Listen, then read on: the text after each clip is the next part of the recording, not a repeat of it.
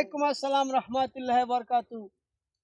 জি ভাই, দূর থেকে দেখলাম যে আপনারা এই ফুলে এইরকম হাত দিয়ে হাতাই দিতেছেন, এটার কারণ কি? এটার কারণ হচ্ছে ভাই, এই দেশে আসলে হলো মৌমাছি আগে ছিল, এখন হলো মৌমাছি নাই। এই মৌমাছির কারণে মৌমাছি দিয়ে পরাগায়ন হইতো, সেই পরাগায়নটা আমরা এখন নিজেরা হাত দিয়ে পরাগায়ন দিতেছি। পরাগায়ন দিলে এই দানাটা হবে, নাহলে পরাগায়ন না ঘটলে এই দানাটা হবে না। এই মৌমাছি ছিল এবং এখন নাই, এটার কারণ কি না থাকার? এই ওষুধপাতি বিভিন্ন বিষ প্রয়োগ করা হয়, এই কারণেই মৌমাছি থাকে না, মইরা যায়। তারপরে এই কারণে ওরা চলে যায়। এখন এই বিষ দেওয়ার কারণেই আমাকে ওই ক্ষতিটা হচ্ছে, যে মৌমাছি চলে গেছে। এই এখন আমরা পরাগায়ন ঘটাইতেছি হাত দিয়ে। আচ্ছা, এই কীটনাশক দেওয়ার কারণে মৌমাছিগুলো আসতেছে না, এই আসতেছে তো। না। তো এই কীটনাশকটা কি জন্য আপনারা জানেন যে এটা ক্ষতি কীটনাশক দেওয়ায়, তারপরেও কি জন্য আপনারা কীটনাশক ব্যবহার করছেন? কীটনাশক ব্যবহার করি এই কারণে, এই যে সেনা শটটা এটা আইসা আমাদের দানাগুলো সব কাইটা মাটিতে ফেলাই দেয়। এই ফেলাই দেওয়ার কারণেই কীটনাশক আমরা ব্যবহার করা লাগে বাধ্য হইয়া। এখন এই কীটনাশক ব্যবহার না করে এর বিকল্প কি কিছু আছে, যে যাতে আপনাদের এই ক্ষতিটা করতে হবে না, এরকম কিছু? এটা কৃষি অফিসাররা আছেন, তারা বুদ্ধি শুদ্ধি দেওয়া পারলে হবে। আমরা তো কৃষক মানুষ, শত শত বুদ্ধি নেই, মূর্খ সূক্ষ্ম মানুষ। আপনাদের স্থানীয় যে কৃষি অফিসার আছে, আপনাদের কি তারা কোনো পরামর্শ দেয় এ ব্যাপারে? তারা তো মাঠে আসে না এবং জিজ্ঞাসা করে না যে ভাই আমরা এইভাবে না এইভাবে করেন। তারা তো কোনোদিন জিজ্ঞাসাবাদ করে নাই, আসেও নাই। তারপর ফোনেরা আনতে হবে, তাই বলতে হবে না। আমার কাছে তাদের নাম্বারও নাই, আর পরামর্শ চকে এসে দেয় না। তাহলে আমরা কী করবো? আমরা যা বলে তাই করি।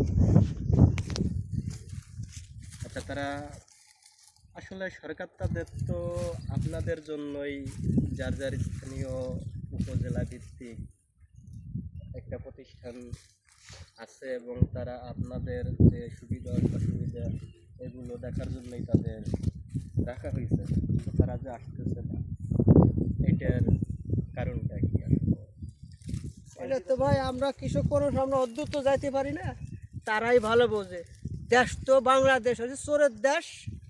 এই চোরের দেশের কারণে বাকি হলে চুরি হয়ে খাইয়ে লাভ চায়, কিছুই তো আমাদের জন্য আসে না। অনুদান খালি সরকারের বিদেশ থেকে পাঠায়, এখান থেকে পাঠায়, অনুদান দেয়, কিন্তু কৃষকের কাছে পৌঁছায় না। আচ্ছা, তো আপনাদের মানে যেটাকে ফরিদপুরের কালো সোনা খ্যাত পরিচিত পেঁয়াজের বীজ, তো আপনাদের প্রতি বিঘায় কীরকম ফলন হয় একটু বলবেন? প্রতি বিঘায় একটু ভালো হলে 4 মণ হয়, একটু নিয়ম হলে 3 মণ হয়। একেবারে মাইর গেলে আর 16 আনাই মাইর যায়। আপনাদের কীরকম প্রতি বিঘা জমিতে খরচ, এবং যদি আপনাদের 3 মণ অথবা 4 মণ যাই হোক, মানে কীরকম আপনাদের বাজার মূল্য আপনারা পান একটু বলেন? বাজার মূল্য তো ওটা তো সঠিক না। কোনো বছর 60,000 টাকা মন থাকে, কোনো বছর 1 লাখ টাকা হয়, কোনো বছর 1.5 লাখ টাকা হয়, কোনো বছর 20,000 টাকা মনও হয়।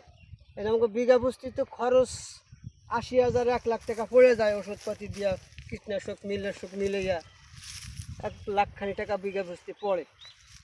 তাহলে সেইটা তো খরচের উপর নির্ভর করবে দাম।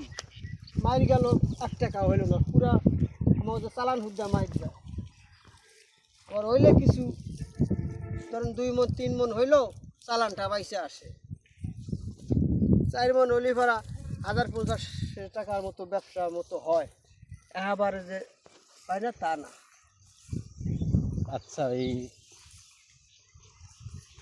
আপনারা তো সবাই জানেন যে আমাদের বিগত যে স্বৈরাচার সরকার ছিল হাসিনা, তবে বৈষম্য বিরোধী ছাত্র আন্দোলনে তার পতন হয়েছে। এখন বর্তমান যে অন্তর্বর্তীকালীন সরকার আছে, আপনারা